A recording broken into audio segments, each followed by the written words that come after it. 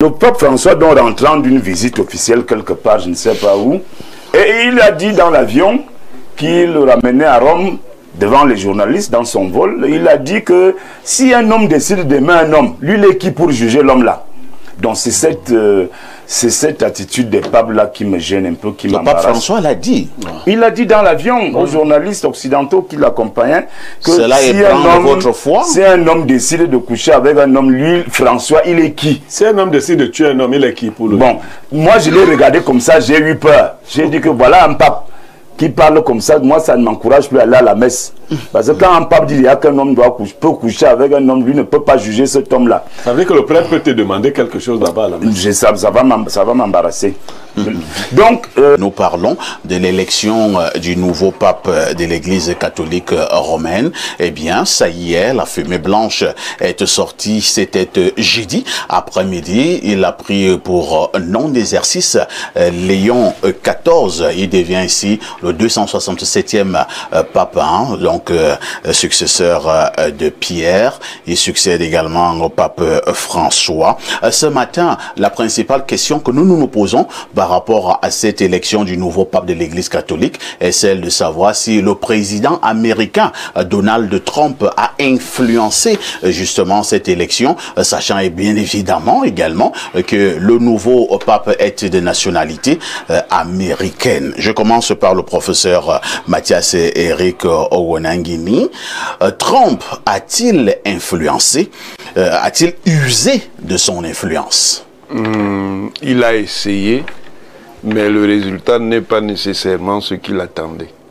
Parce qu'en réalité, contrairement à ce que beaucoup pensent, le pape, le nouveau pape, n'est pas d'une sensibilité similaire à celle que le président Trump voulait voir instituée au Vatican. Le président Trump en réalité, est de quelle sensibilité?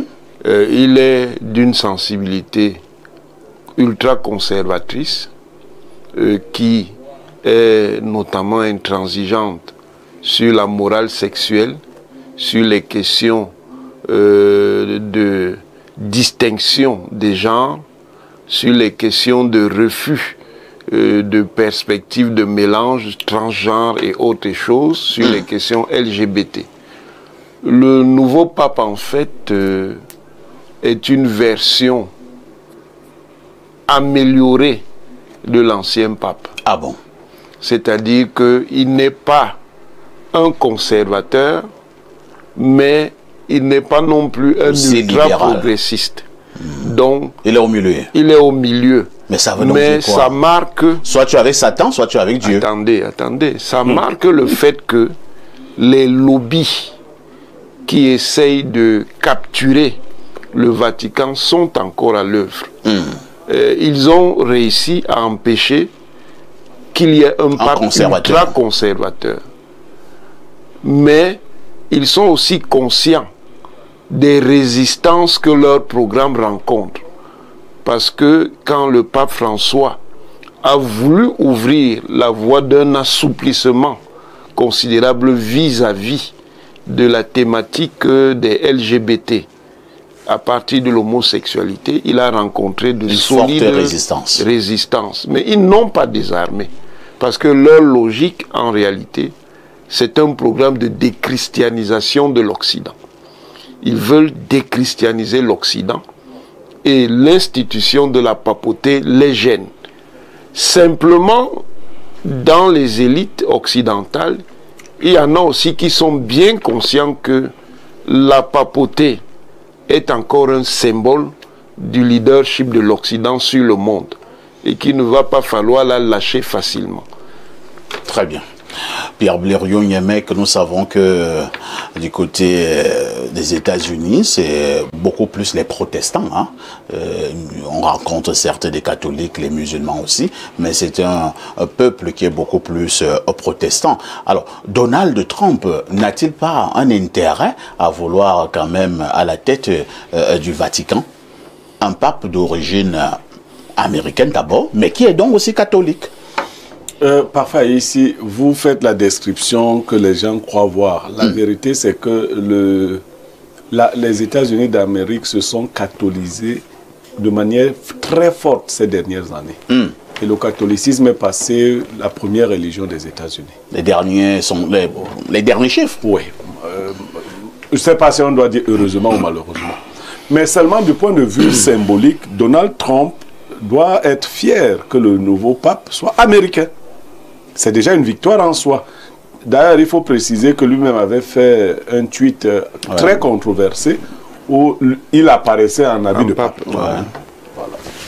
Je crois qu'aujourd'hui, les uns et les autres peuvent comprendre que c'était un message... C'est vrai que Blériot, beaucoup ont quand même aussi trouvé qu'il y avait beaucoup de similitudes. Hein? Est-ce que c'est vraiment un hasard que le président américain, à quelques jours de l'élection du nouveau pape, apparaisse déjà habillé comme un pape, et maintenant le pape qui est donc élu est également d'origine américaine? Donald Trump savait déjà ce qu'il avait fait? C'est avant qu'on trompait les gens que le pape était élu par Dieu. Le pape est élu par les puissants du monde. Les cardinaux portent juste la voix des puissants du monde. Ça veut dire que c'est encore le jeu des lobbies? Bien sûr, le pape est élu par les puissants du monde. Les cardinaux incarnent des différents visages de ces puissants du monde. Que nous ne soyons pas naïfs? Il ne faut pas être naïf. Et Donald Trump fait partie des puissants de ce monde. Et il a voulu dire aux gens, quand il s'est habillé en pape, on a cru qu'il était en train de commettre... une sorte d'hérésie, mais il passait un message. Il passait un message. Il disait que je contrôle cette affaire. Il n'a pas obtenu les deux qu'il aurait souhaité obtenir, mais il a au moins obtenu un. Maintenant, quand vous êtes au milieu, qu'est-ce que cela suppose? Que vous pouvez basculer dans un sens comme dans un autre. Comme dans l'autre. Il s'agit maintenant, pour Donald Trump, de tirer vers lui, c'est-à-dire vers l'ultra-conservatisme, le nouveau pape. Et moi, de ce point de vue, je vais vous dire, je suis totalement trumpiste. Il faut un ordre du monde qui lutte de manière rigide contre l'orientation qu'on veut donner au monde. Et Trump, pendant qu'il sera en train de travailler aux États-Unis, que le pape travaille sur 1,3 milliard de catholiques, c'est une grande force. Le pape plus Trump, plus Poutine, disons que le monde est en train de prendre une bonne orientation. Parce qu'on a Poutine qui est contre le LGBT, on a le pape, on a la Chine. Non, disons qu'on a le pape à 50%. Bon, on a le pape à 50%. On a Trump à 150%. Vous voyez que c'est déjà très important. Parce que ces lobbies jouent. Mais plus encore, le pape qui est parti nous a montré que l'élection d'un futur pape n'est pas innocente, vous savez. Comme le pape sait que ce sont les cardinaux qui élisent le pape, et comme il sait qu'il y a certains critères, par exemple d'âge, pour la désignation du futur pape, on a bien vu que le pape, avant sa mort, a élu beaucoup de cardinaux américains. Ce qui n'a pas... Vous savez que ça devait influencer le vote. Bien sûr que ça ferait basculer. Ce qui n'a pas été le cas en Europe. Voilà. Il n'y a pas eu beaucoup de nouveaux cardinaux. Voilà. Donc aujourd'hui, quand même, on a démystifié cette institution papale. Hein. On sait déjà que les hommes s'organisent pour avoir un pape qui aille dans tel sens ou dans tel autre. C'est un Américain. Et sachez que les Américains ont un côté, ils sont pragmatiques. Ils regardent toujours de quel côté penche la balance. Et j'ai bon espoir que Trump va nous attirer ce pape du côté des ultra-conservateurs. Bernard Ouna, j'ai vu quelques images qui datent de 2003, où on faisait comprendre que le nouveau pape était venu au Cameroun, notamment du côté d'Akono. Des images truquées. Maintenant, je vais savoir si ce sont des images vraies ou alors ce sont des fakes. Bon, passons. Entre-temps, le nouveau pape, à peine élu, on l'amène déjà au centre d'une autre controverse, surtout controverse encore à caractère purement sexuel. On fait comprendre que du temps où il occupait un poste stratégique au Vatican, il a eu à couvrir ce qui avait été épinglé comme étant... ayant commis des actes d'abus sexuels. Et lui, le nouveau pape, à cette époque, les avait couverts. Je suis très... on fait remonter l'affaire. Oui, je suis très gêné parce que je suis de cette église et quand je vois comment un pape n'est pas capable d'assumer une position par rapport à quelque chose qui ménage le monde... Ça vous inquiète? Ça m'inquiète. Donc il n'est pas question qu'un pape dise qu'il est à 50% ou à 25%. Il doit dire que je suis contre le fait que les hommes couchent avec les hommes, que les femmes couchent avec les femmes. Le pape François dit que ce sont également les enfants de Dieu. J'en viens. Le pape François, donc rentrant d'une visite officielle quelque part, je ne sais pas où, et il a dit dans l'avion qui le ramenait à Rome devant les journalistes dans son vol. Il a dit que si un homme décide d'aimer un homme, lui il est qui pour juger l'homme là? Donc c'est cette attitude des papes là qui me gêne un peu, qui m'embarrasse. Le pape François l'a dit. Il l'a dit dans l'avion aux journalistes occidentaux qui l'accompagnaient que cela si votre foi. Si un homme décide de coucher avec un homme, lui, François, il est qui? Si un homme décide de tuer un homme, il est qui pour le... Bon, moi je l'ai regardé comme ça, j'ai eu peur. J'ai dit que voilà un pape qui parle comme ça, moi ça ne m'encourage plus à aller à la messe. Parce que quand un pape dit qu'un homme peut coucher avec un homme, lui ne peut pas juger cet homme-là. Ça veut dire que le prêtre peut te demander quelque chose là-bas à la messe. Ça va m'embarrasser. Donc, le pape, quand j'ai regardé les élections, les résultats de cette élection-là, j'ai vu que le pape Léon XIV a eu 30%, que son challenger a eu 19%, c'était un Sud-Américain. Et que celui que les Français, les Occidentaux plébiscitaient dans leur sondage là-bas était presque dernier avec 3%. Donc c'est pour dire que je suis d'accord avec ceux qui pensent que le pape François a préparé quelque chose qui a abouti à ces résultats parce que... Le pape François a préparé sa succession. Oui, personne n'a vu venir l'Américain. Personne ne l'a vu venir. Et donc, Trump aussi élu, parce que vous savez que Trump a signé une décision la semaine dernière qui demande qu'on chasse de l'armée américaine tous les transgenres sexuels. Donc lui ne blague pas avec les transgenres, il ne blague pas avec les homosexuels et autres. Il est déterminé à en découdre avec ces gens-là. Et donc du coup, quand il prend le pouvoir et que au même moment un Américain arrive à la tête du Vatican, il y a bon espoir que les lignes peuvent bouger un peu. Mais je dis parfois ici, oui, il y a une hypocrisie qui me dérange au sein de l'Église.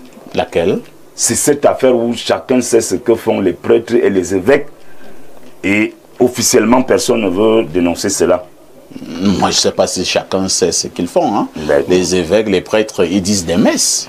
C'est ce qu'ils font. C'est ce que toi tu sais. Bon, ce que nous savons, nous autres qui allons à la messe. Vous n'êtes ni évêque ni prêtre. Non, on côtoie les prêtres et les évêques. Lorsque vous allez à la messe, est-ce que vous voyez un prêtre faire autre chose que de dire la messe? J'ai des voisins prêtres qui sont mariés. Vous êtes sûr qu'ils sont des vrais prêtres? Ok. N'est-ce pas, moi j'assiste à leur messe. Il y a même des évêques qui sont mariés au Cameroun. Bon, vraiment, ce n'est pas la problématique. Non, ce n'est pas. Je vais donc dire que tout ça embarrasse un fidèle sérieux comme moi. Et je suis d'accord que je veux que l'actuel pape, le nouveau pape, prenne ses responsabilités. Et c'est vers ce chemin que on va repasser la parole à Pierre Blériot-Niamek. Pierre Blériot-Niamek, on revient sur ce petit débat qui a pris le cœur de certains Africains en se disant que peut-être on aura aussi un pape africain, un pape noir. Nous sommes restés dans nos illusions apparemment. Oui, mais je l'ai dit précédemment, je ne sais pas d'où nous est venue cette illusion, cette fantasmagorie à la limite. Le monde a une orientation qui exclut les Noirs pour le moment. Ah bon? Oui. Oh là là. Et les choses sont organisées. Les Noirs ne sont pas des hommes, ou alors ils sont des sous-hommes? Non, nous sommes des hommes à la rescousse des vrais hommes. Faut le dire comme ça. Et confier une mission, non, même de manière... faux hommes alors. Oui, même de manière symbolique. Parce que c'est pas n'importe quoi un pape. Le monde n'a pas encore accepté ce genre de choses. Confier une telle mission à un noir de peau serait une forme d'hérésie pour l'Église elle-même, pour le moment. C'est quand l'Église... Est-ce que l'Église est donc raciste? Bon, maintenant, quelqu'un vous a dit ici, il disait vrai, même si on essayait de combattre, l'Église catholique est fortement politisée. Et elle tient compte de la géopolitique mondiale, des orientations. Vous voyez que quelqu'un essayait de vous dire, le pape il est français, il est né ici, il est allé là-bas. Oui. Mais le problème du monde aujourd'hui, c'est vous êtes de quelle nationalité? Ce n'est pas vous êtes né où? Vous pouvez être né en France, quand vous jouez dans l'équipe américaine, vous jouez pour battre la France. On a vu Mbolo, camerounais, mais des nationalités suisses. Qui a marqué un but cloué au pilori. Voilà, est-ce que vous avez... Il nous a cloué au pilori 2 fois. En marquant d'abord contre nous et puis en allant marquer le but qui nous élimine. Voilà. Alors qu'on a gagné contre le Brésil. Est-ce que je ne voyais pas des Camerounais rappeler que il a même un nom Betty? Voilà. C'est mon beau-frère. Voilà. Donc en fait, Pour qui vous jouez? Quand Barack Obama a été fait président aux États-Unis, les Africains aussi ont commencé à rêver. vous avez vu des Africains qui ont commencé à festoyer en disant que c'est un Kenyan. En quoi Barack Obama a-t-il été africain, même dans un bout de ses cheveux? Pas du tout. Le Kenya a-t-il ressenti qu'un fils issu du Kenya avait pris les rênes aux États-Unis? Rien du tout. Donc il faut arrêter de rêver. Le monde est dirigé par ces puissants et ils s'organisent pour que les choses aillent dans leur sens. Un pape noir pour en faire même quoi? Il faut que les Noirs se préparent à sortir de ces églises coloniales, notamment et très précisément de l'église catholique romaine de rite latin. Vous pensez que les Africains doivent sortir de cette église? L'église catholique romaine de rite latin a fait beaucoup de mal aux Noirs. Vous pensez que les Noirs peuvent créer leur propre église? Les Noirs doivent créer leur forme de spiritualité propre, mais bien organisée. Il y a des éléments forcément à prendre ici et là, mais il y a un substrat que nous devons retrouver. Personne ne prie Dieu. Dieu ne vous entend pas quand vous lui parlez dans les langues des autres. J'ai une question pour le panel. Dites-moi, que feriez-vous si ce sont vos enfants et qui sont homosexuels? Et que pensez-vous des programmes de prise en charge implémentés au Cameroun qui visent la prise en charge médicale, VIH, paludisme, hépatite, en direction de la communauté LGBT? Et que proposez-vous comme solution pour pallier la problématique LGBT? Les questions même disent déjà l'orientation. Non, moi je n'ai pas de problème, je lui réponds. Ouais, si j'ai un enfant homosexuel, on doit le castrer. Aussi simple que ça. Les droits de l'homme vont vous attaquer. Je demande qu'on castre mon fils homosexuel. Les droits de l'homme vont vous attaquer. Non, vous avez demandé ce que je veux, parce que je ne sais pas à quoi lui sert cet instrument que Dieu lui aura donné. Donc il faut qu'on le castre. Bernard Owona, vous répondez aussi à cette série de questions du téléspectateur. Oui, moi je voulais plutôt revenir sur le pape africain pour dire qu'une élection ça se prépare. Ouais. Il faut que les Africains le sachent. Le Cameroun, je pense, dans la norme des choses, est le deuxième, le troisième pays catholique en Afrique. Après la RDC, le Cameroun est bien placé. Et malheureusement, le Cameroun, vous voyez, n'a même pas un seul cardinal. Et c'est les cardinaux qui votaient. Ça veut dire quoi? Ça veut dire Est-ce que ça ne devrait pas faire une leçon pour vous, Camerounais, lorsque nous avions notre cardinal, le très célèbre Christian Toumi? Oui. Attendez, j'ai pas fini la question. Okay. Vous avez passé le temps à le vilipender, à le saler, à l'humilier. Et maintenant, nous nous rendons compte que lorsqu'on allait élire un pape, il n'y avait même pas un Camerounais. Il n'y avait pas un Camerounais dans la salle. Voilà, donc il n'y a pas de cardinal camerounais. Par contre, un pays comme la France en a 8. Vous voyez donc quand vous allez à une élection où les cardinaux sont électeurs, oui. La France seule a déjà 8 cardinaux. Ils sont électeurs et éligibles. Oui, ils sont électeurs et éligibles. Vous-même au Cameroun, vous n'avez même pas un seul cardinal. Puisque quand on a eu un cardinal, Bernard Owona, vous du RDPC, voilà. Vous avez passé le temps à insulter Christian Toumi. Non, est-ce que c'était bien? C'était un bon cardinal. Mais parce qu'il disait des choses. Non, on attend le mais. Oui, c'était un bon cardinal. C'était un bon cardinal. Oui. Mais voilà. Alors, il a embarrassé le régime par sévérité. Non, mais parfois, je vous dis, si vous prenez une minute, pardon, si vous prenez les sorties de feu Monseigneur Jean Zoua, vous croyez qu'il faisait des cadeaux plus que ça au régime? Au départ de l'action, Monseigneur Jean Zoua était ami avec le régime. Et à la fin de Jean Zoua, il ne sait pas ce qui s'est passé.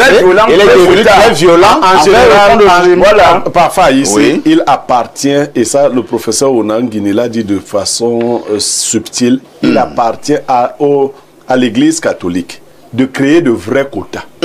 Oui. Enfin, vous ne pouvez pas être les plus nombreux et avoir le moins de cardinaux. Voilà. Ça n'a aucun sens. Je vous ai dit donc parce que voici comment l'église catholique fonctionne. Un prêtre couvre une certaine quantité de chrétiens. Oui. Ça devrait continuer ainsi. Après un certain nombre de chrétiens, on devrait avoir affaire à un évêque. Après un certain nombre, ainsi de suite, à un cardinal. Donc on ne devrait pas supplier. Depuis que Toumi est mort, on a ramassé notre mais quand vous avez des évêques qui convoquent le diable ici, comment vous allez avoir même les quand on a des évêques qui priment le RDP, on n'a pas de cardinal. Merci beaucoup. C'est terminé, hein.